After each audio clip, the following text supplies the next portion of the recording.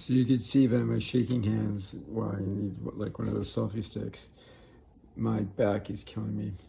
But I do better with music than silence, which is why I have the Yiddish Bops room. I don't know if you've ever heard of that. And today I'm going to make a playlist a little bit for my good friend Mary, who I consider my good friend. And admire her very much for many things. And I mentioned it once before, but my family's genealogy is not as complete as yours, but it's given our history is pretty goes back pretty far. Um, my great grandmother used to wear house dresses. She was a baker. She made them out of flour sacks with hidden pockets. I didn't dare bring that up last night. I watched my speech. Anyways, I was going to just mention that, the Jewish people are having a very hard time right now.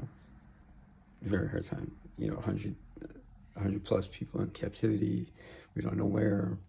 If you actually go through the flyers of the 100 people, I have the PDF. There's very few women and children, babies left that we don't think are dead.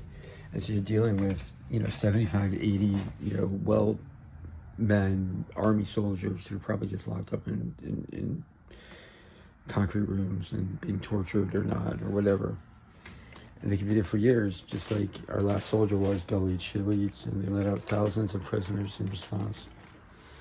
Yet, a month from today, we have a holiday called Purim, where the main obligation of the holiday is to be happy. And so how do we do that? How do we correlate that? And something probably, I know Laura is big into this holiday. It's called Purim. It's the story of Esther, as I said. I'm sure you're familiar with all our stories because, they don't make Jews like Jesus anymore.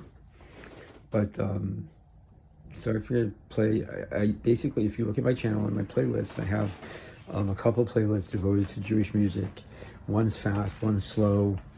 One is, I should define it. One's Geschmacht, which is fast. One's Hamish and slow. One is Kumsitz, which is longer, like someone will perform. There's a couple different genres. I like when the kids come in. And I don't think I'll pop in like this, between the songs, although I'm happy to if there's a song that interests you. And most of the songs have, explanations of what they're for, but love to talk about any of it. The next song I'll play for you first is a song from Yeshiva in Spring Valley, where I don't think it's a biblical verse, but it basically tells the dream of the third temple. And it's actually a very Christian concept that for there to be a Messiah, there needs to be a third temple. And the Pope, very famously, like the Jews in Rome, were always very safe.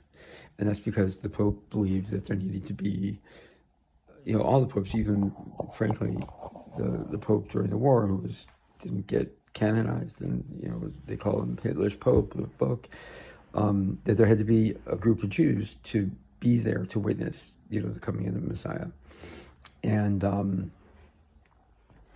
so the song basically goes through how and again, this is in the Bible, later in Leviticus, it talks about how the what we call the avoda, the work in the temple took place. And basically the priests would do the work, the Levites would do the singing, but you also had to have what we call Bnei Yisrael, meaning the regular Jew, there to witness it. And if any of those pieces weren't there, then it wasn't considered a valid sacrifice. And of course, a million other details that went into it. But it's a beautiful song. I don't know who composed the tune. Many Jewish songs are sort of time-aged until you find out somebody wrote it. There's a recent one like that I'll talk to you about later. And feel free to call me off, but I'll probably keep going on this for a bit because I'm into it and it's keeping me busy. Hope you're well.